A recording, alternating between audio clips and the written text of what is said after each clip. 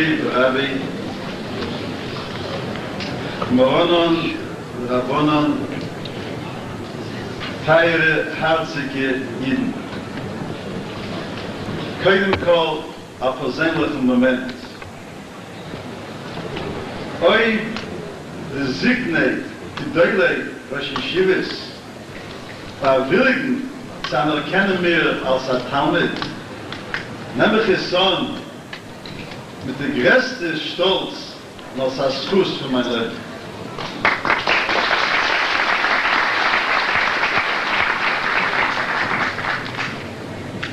Und bechdem soll nicht austeichen mein Stiegjenke der Redoi, das, was der Choshever Rabbi Moshe Sherer besser hat gemolden, Ki'ilu ich darf werden, der neue Welt von allweltliche Agudas Yisrael, habe ich das leider unter den jetzigen Umständen nicht angenommen.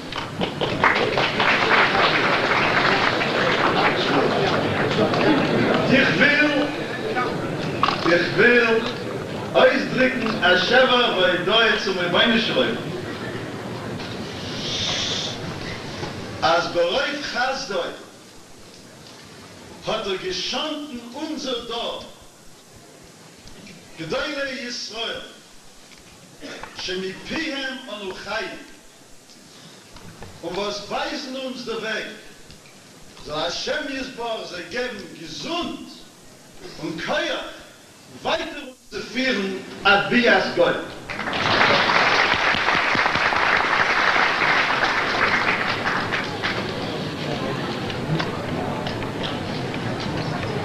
This coming Shabbos, as the Telzer Rosh Yeshiva pointed out, we will be reading in Pashas Vayetzei about the Cholim of the Sulam of Yankiv Avinu, where the Torah tells us that after this Cholim, Vayikra Eshem Amokem Ahu Beiskel, that Yankiv Avinu named that particular site, Beiskel, the house of Hashem, Ulam Luz Shem Ha'ir Barishayna. But that area once had a different name, Luz. And the Mefarshim seem to be very puzzled why the Torah seems to find it necessary to emphasize the original name of that town. But my dear friends, there is a very deep thought, and there's a purpose. There is something different, as the Medrash tells us, about the town of Luz, because like Shalat Bey Malach HaMovis. It was a community in which the angel of death didn't reap any harvest. And since the Chazal tell us that the biggest deterrent against the Averis and against sin is the fear of the Malach HaMovis, is to remind a person of the Yom HaMisa, it would seem that Luz, which had no such fear, was a town filled with corruption and degradation and the lowest form of Averis that were possible.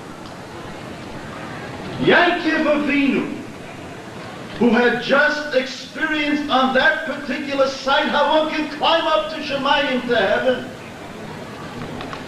decided to make a historic declaration for all times. He turned around the signpost of that loose city of Luz, Vayikra Hashem Amokim Ahu Beisker. And in that way, Yankiv Avinu wanted to proclaim for posterity that even a community like Luz, which having lost its fear of death had lost its conscience, a community filled with so much degradation which was so wicked, can also be developed into a base scale, into a place which is noble and lofty and exalted and high, which can reach up to Shemayim as well.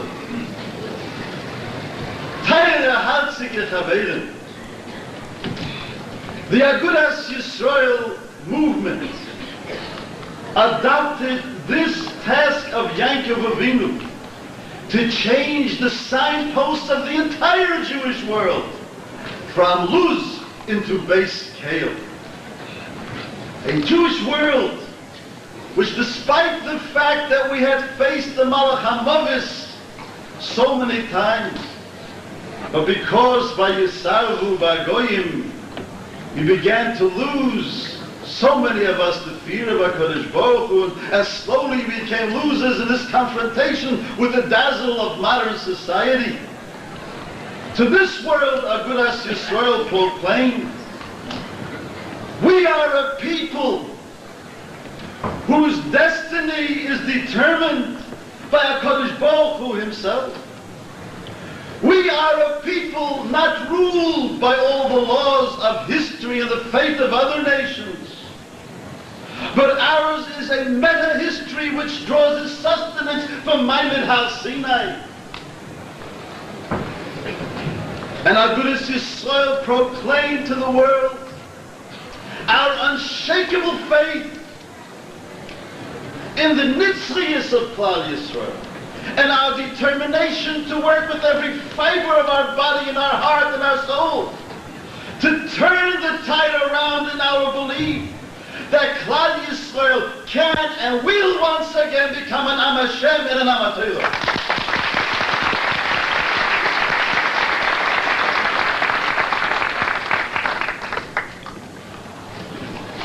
One year has passed since I had the schus to stand on this platform at the Motzei Shabbos keynote session and to present to the convention an agenda of two main new thrusts.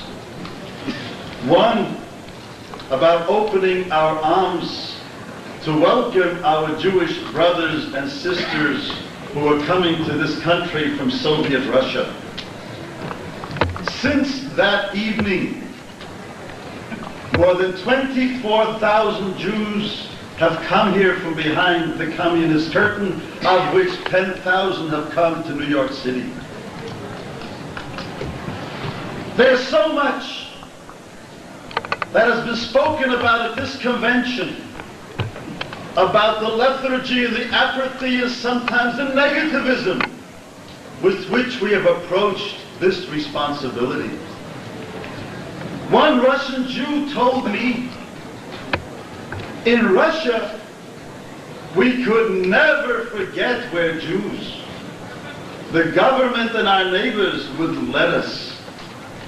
But here in this country, it is so easy to forget. And since that year ago keynote session, Agudas Yisrael has built a Project Rise with a large staff which is determined and has already begun to work with parents and children to save our Russian Jewish brothers and sisters who have come here and to make them part and parcel of Klal Yisrael so that they should really be saved, having come out of Soviet Russia, being saved to be a living part of what we are doing in this country and be part of Yiddish Nitzias.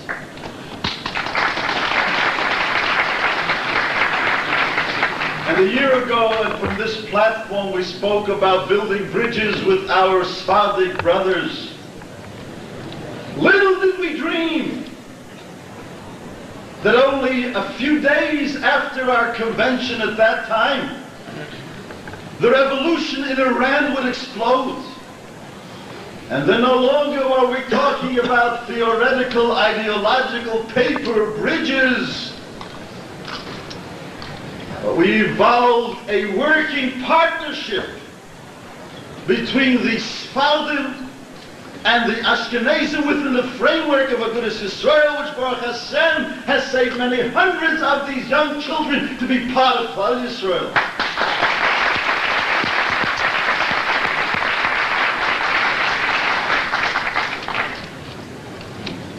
It's too early to tell that entire story, dear friends. They still have relatives in Iran. You have still much to do here. But one immediate result we have found that for the first time in the 57-year history of Agudas Yisrael of America, we have at this convention with us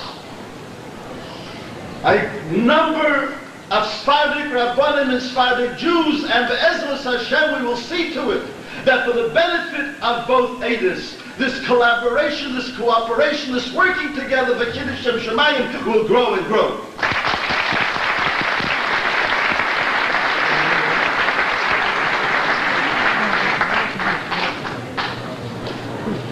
Of course, it is with deep anguish and a sense of heartache that we have to record that Agudas Yisrael during the past year had to do battle with misguided and misled Jews and Jewish elements, which sought to accomplish the reverse of Yankiv Avinu. They sought to change the signposts on Jewish life from base scale to loose. It is unfortunate that despite the disappointments that we have had with the nations of the world, there are still Jews who cling with awe and reverence to all these disproven mores of the sick society in which we live, and have imported to the soul of Eretz Yisrael the most perverse, the most debased practices of this sick society by permitting the murder of unborn babies through abortions.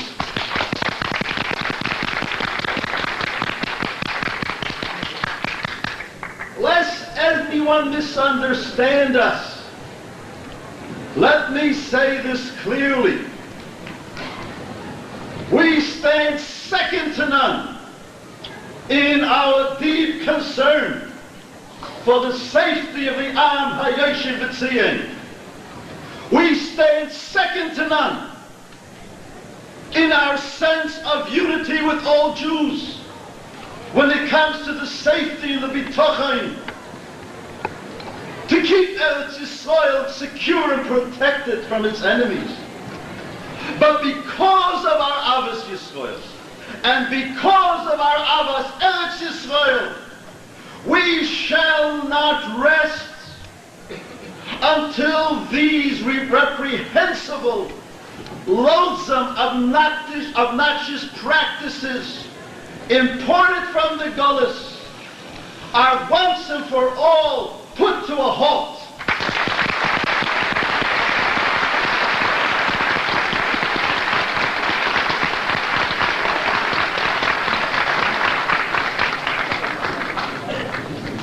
But my dear friends, we Frulian are also suffering from a serious sickness. I would call it a lack of spiritual appetite. Let me explain. When my parents first came to this country 85 years ago, they were told then that the streets of America are paved with gold. It didn't take too long for them to find out that this was not true.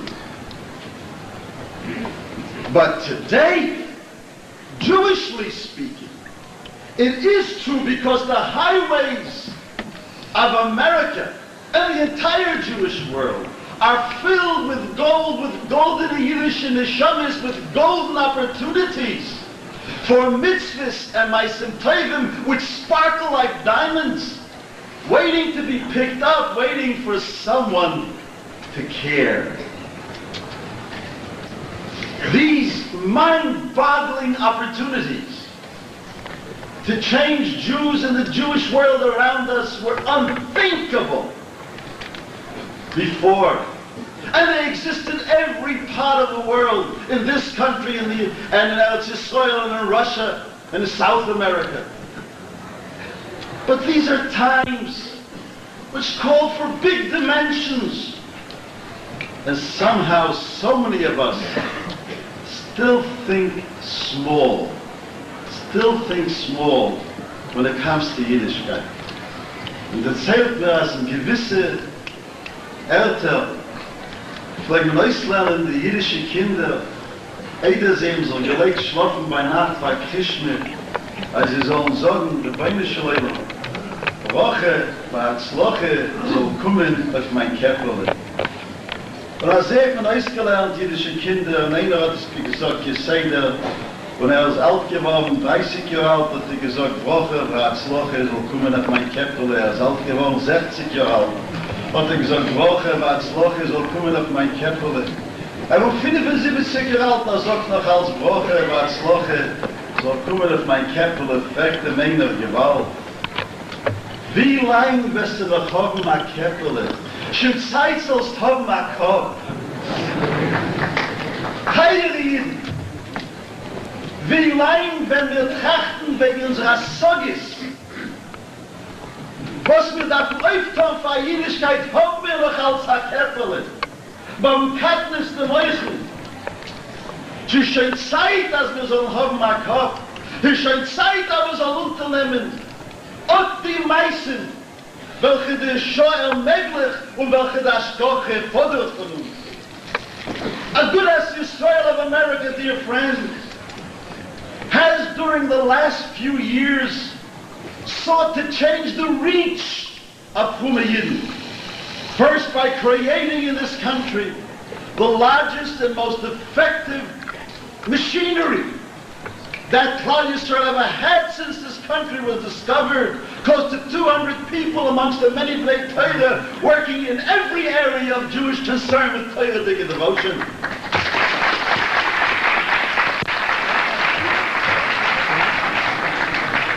We have given orthodoxy a coalition of diverse circles. Look around in this hall. Look at all the elements who, Baruch Hashem, we have gathered under one roof. And we have shown that under the leadership of Agdei Torah, können Jeden für verschiedene Länder arbeiten zusammen nach Heidel Torah oder Adira.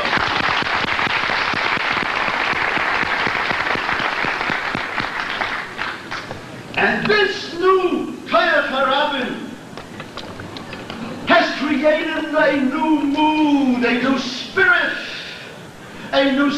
where the Elam HaTorah today has more vigor and more vitality and more self-respect and more self-esteem. And if we've been able to get this far, how much more could we do for Yeshiva? How much more we can do for spreading Daf Yomi? How much more we can do through publications to get out to the world that should hear the real, true Dvar Hashem? How much more we can do for Russian Jews and for Iranian Jews and for Kirva Chaykim and for Kedushas Eretz Yisrael? How much more we could do if only we had that vision. I know you will say that we have no money. I hear that so often. Let me tell you something, dear friends. The Torah uses the phrase, Ein Kosef, no money, you know where. By V'chiyimka Ishes Vita V'yamah. The Torah ends, the Pasuk of Vayetze, V'yotzer Chinam, Ein Kosef, without money. But do you know what the Zohar HaKodesh teaches Ein Kosef? The Zohar says, Ein Kisufo. So there's not kein Beinschaft. There's no yearning, there's no longing, there's no craving, there's no spiritual appetite anymore. You know, the problem is not Ein Kosef, that there is no money, but Ein Kisufo. Mit aufgehört banking, we've stopped longing for those days when we can go back to Mamliyah Mamleches Toyal. We've stopped longing that Kisufah is lacking, that we should go back to be the Am Hashem in the fullest sense of the word. And if there's no Kisufah, if there's no real Beinschaft, then there's no Kasef, there is no money. Let us, each and every one of us in the hall, frugal years.